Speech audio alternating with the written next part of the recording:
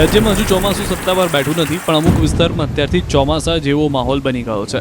છેલ્લા એક મહિનાથી વરસાદ પડી રહ્યો છે. હજુ ગુજરાતમાં ગાજવીજ સાથે વરસાદ પડશે. હવામાન વિભાગે આગામી 3 દિવસ વીજળીના કડાકા ભડાકા સાથે વરસાદની આગાહી કરી છે. 29 મે સુધી સૌરાષ્ટ્ર, કચ્છ અને દક્ષિણ ગુજરાતમાં ધોધમાર વરસાદ પડશે. 3 સિસ્ટમ થઈ હોવાથી દરિયાના કાંઠાના ભાગોમાં અનરાધાર વરસાદ પડશે. દક્ષિણ ગુજરાત, દક્ષિણ સૌરાષ્ટ્રના જિલ્લાઓમાં ઓરેન્જ એલર્ટ આપવામાં આવ્યું છે. 50થી 60 કિલોમીટરની ઝડપે પવન ફૂંકાઈ શકે. 3 દિવસ સુધી દરિયાકાંઠે ઊંચા મોજા ઉછળી શકે. મધ્યપ્રદેશ પર અપર એર સાયક્લોનિક સર્ક્યુલેશન સક્રિય થતાં ગુજરાતમાં વરસાદી માહોલ રહી શકે છે. બીજી તરફ ચોમાસા માટે ગુજરાતે થોડી રાહ જોવી પડશે. ચોમાસાની ગતિ હાલ અટકી પડી છે.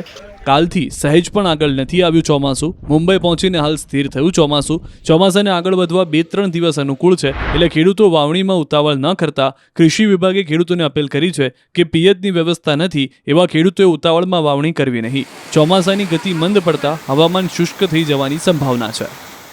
ये 3 दिन 27, 28 और 29 में राज्य में स्कैटर्ड रेनफॉल होने का संभावना है. उसका आगे आइसोलेटेड रेनफॉल हो रहेगी.